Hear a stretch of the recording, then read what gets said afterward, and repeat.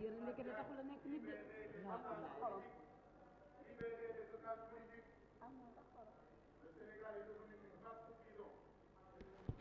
Où est la solidarité de coalition?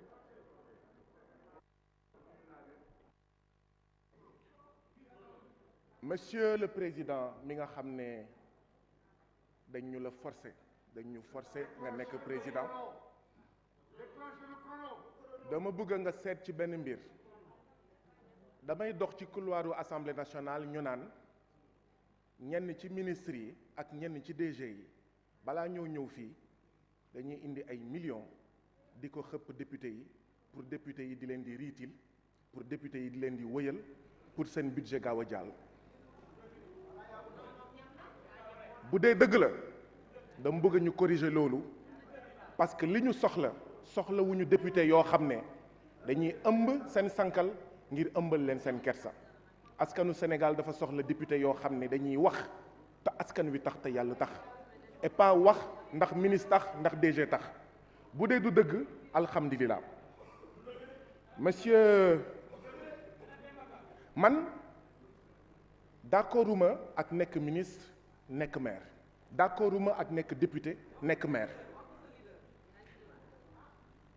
monsieur le ministre Abdoulaye Seydou Sow mais compté naa juróom benn ndombo tànk xaw ma ndax dëgg la compté naa yaa ngi am juróom benn ndombo tànk waxoon naa la ko naa ko waxaat te li tax ma koy wax du animosité personnelle dama koy wax parce que Sénégal xel warul mën a nangu nga nekk ministre nekk maire nekk vice-président fédération nekk leneen ak leneen ba pare nga bëgg a doxal li la askan wi dénk la preuve def nañ li ñu mën ak li ñu mënul pour nga jàll tey pour nga dem Qatar mais or pour man Qatar c'est pas la priorité mais keneen nekk xaw ma deuxième vice-président yow nga nekk ministre nga yore rek mbiru sénégalais yi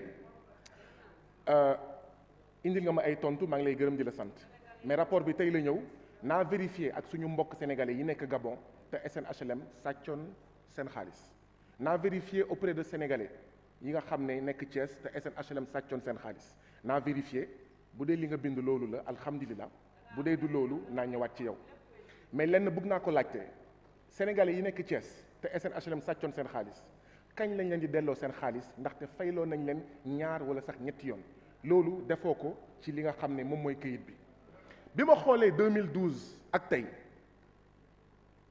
li mandargaal saytu winu président Macky Sall ñett la toje toj tëj moo tax ma koy woowee Macky toje toj tëj toje bi lan la bokk na ci toje suufu aéroport ñu toje suufu Almer ñu toje suufu hôpital ñu toje suufu Kawoon ñu toje suufu Vélingara ñu toje suufu Matam ñu toje suufu Dakar ñu toje suufu xawma Wakaam ñu toje Ngor ñu toje Yoff ñu toje Kaolack ñu toje Thiès Tëngéej Mbour ñu toje fépp ci Sénégal mais y a un problème il y a un problème ndax lan politiciens yi bu ñu bëggee gaaw a am xaalis sàcc suuf ndax lan politiciens yi bu ñu bëggee financer seen campagne électorale sàcc suufu béykat sàcc suufu sàmmkat sàcc suufu néew di doole mais dafa war a jeex il faut mettre de l'ordre dans les spoliations foncières dans l'accaparement foncier te du borom bayre yi ñoom ñooy sonn ci loolu néew di doole yi ñooy sonn ci loolu comment avoir la souveraineté alimentaire bu fekkee ñu ngi sàcc suñu suuf di ko jox ay doxandem ban réew ci àddina bi le Sénégalais mën a am 1 mètre carré de suuf ban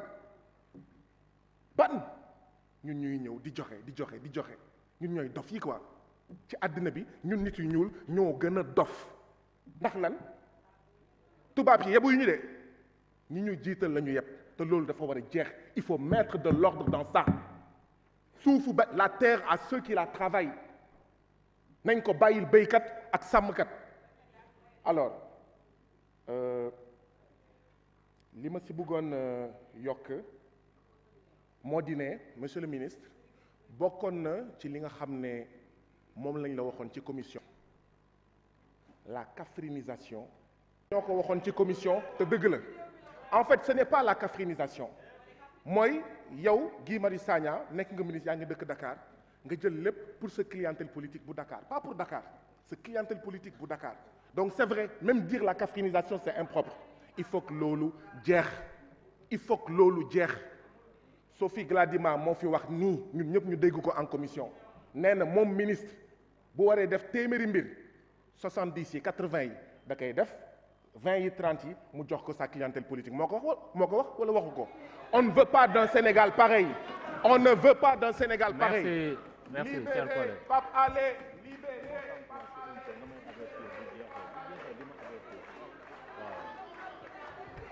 Chers collègues, nous donnons la parole à Idrissa Baldé. Mamadou Wuri Diallo se prépare.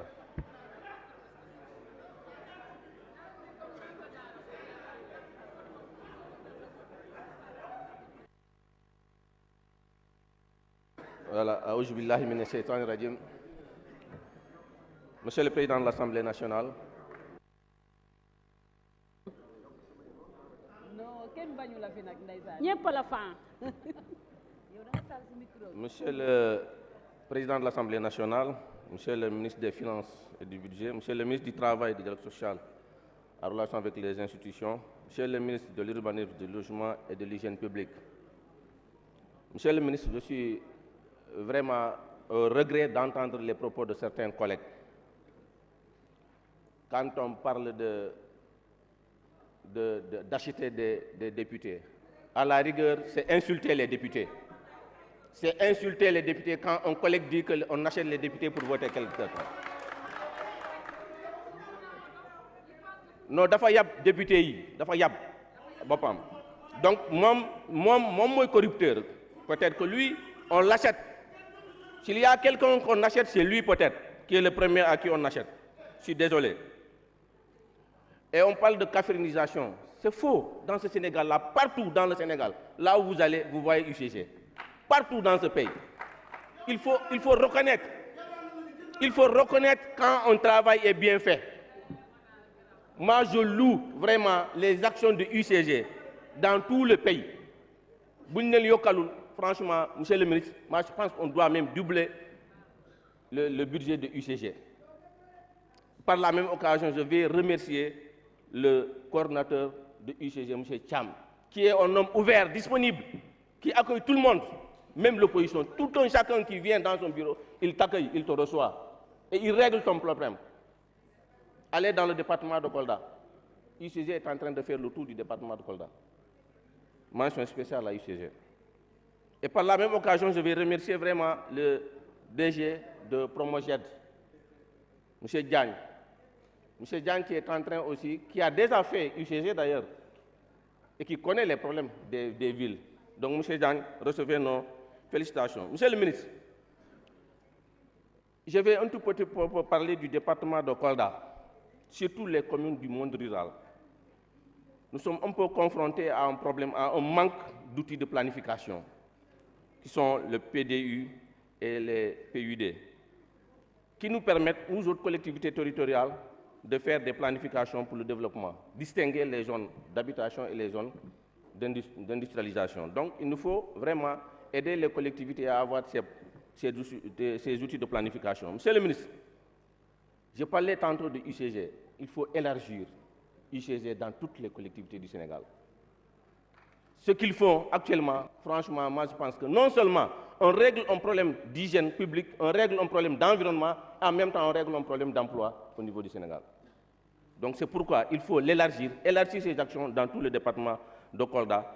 Et le recrutement aussi de Xey Ndaw yi, qui est aujourd'hui un élément fort dans l'employabilité des jeunes. Monsieur le ministre, la modernisation des cités religieuses, si avec le président de la République qui reconnaît la valeur, la place qu'occupent nos religieux dans ce pays-là, si avec Macky Sall, c'est lui qui l'a reconnu, si avec lui qu'on a commencé la modernisation de ces cités religieuses, c'est dans ce même cadre, Monsieur le Président, que Kolda a eu la rénovation, la construction de la grande mosquée de Kolda. Ça, c'est avec le président Macky Sall. Il faut le reconnaître. Dans ce cadre, Monsieur le ministre, nous avons des cités religieuses comme Sareba Madi, chez Chérif Philippe Aïdara. C'est une grande cité religieuse qui regroupe des milliers et des milliers de pèlerins. Nous aimerions dans ce cadre vraiment que cette cité-là soit vraiment modernisée, de même que celle de Guiro Bokar chez le Tcherno Bokar Baldé et celle de Medina El Hadj. Medina El Hadj, où presque la famille de Medina Gounass est, c'est une famille d'origine, celle de Medina Gounass. Et dans le Medina Yoro Fula, je vais en parler parce qu'il y a une grande famille religieuse à Saré Koutayel. Saré Koutayel. Vraiment, il faut bien noter, moi je pense qu'il faut penser à la modernisation de cette cité-là. Nous avons reçu la réponse par rapport à l'extension de la ZAC sur le titre foncier du CRZ. Monsieur le ministre, on va suivre ensemble ce dossier-là. Il faut le réaliser. Monsieur le ministre, les 100 000 logements, moi je pense que pour bien occuper l'espace du Sénégal, il faut peut-être penser à faire des quotas dans les collectivités. Pourquoi pas? Au moins dans chaque commune qu'on ait un petit quota pour les 100 000 logements. Je vous remercie. Donnons la parole à notre collègue Mamadou Ouri Diallo.